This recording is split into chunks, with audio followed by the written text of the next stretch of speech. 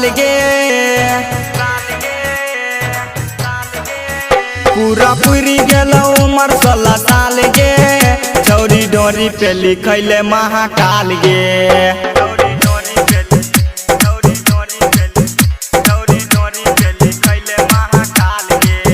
तब चली है तू ही रानी के चाल गे छौरी डोरी पे लिखैले महाकाल गे।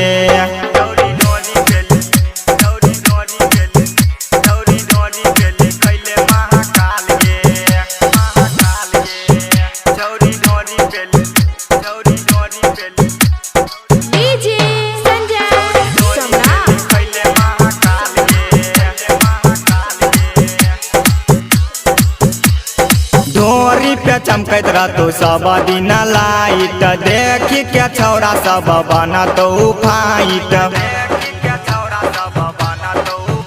आगे डोरी पे चमकत रहतो सब दिन लाइट देखी के छौरा सब बना तो फाइट तब डीजे पे मचई है धमाल गे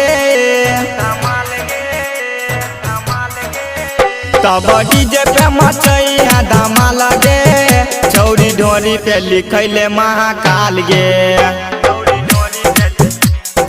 अभी आप सुन रहे हैं सावरिया म्यूजिक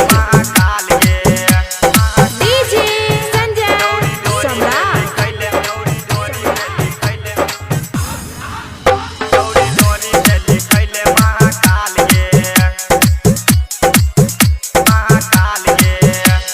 सिंटू माहिन बढ़िया तोरा कहे छो साच गे तब जाके डीजे पे तू करी है नाच गे।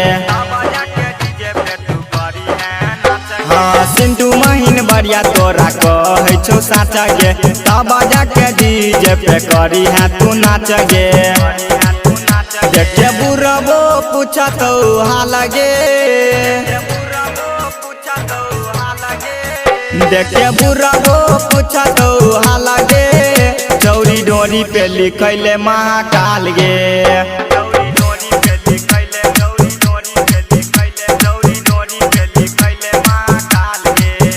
तब डीजे पे मचई है धमाल गे छौरी डोरी पे लिखैले महाकाल गे।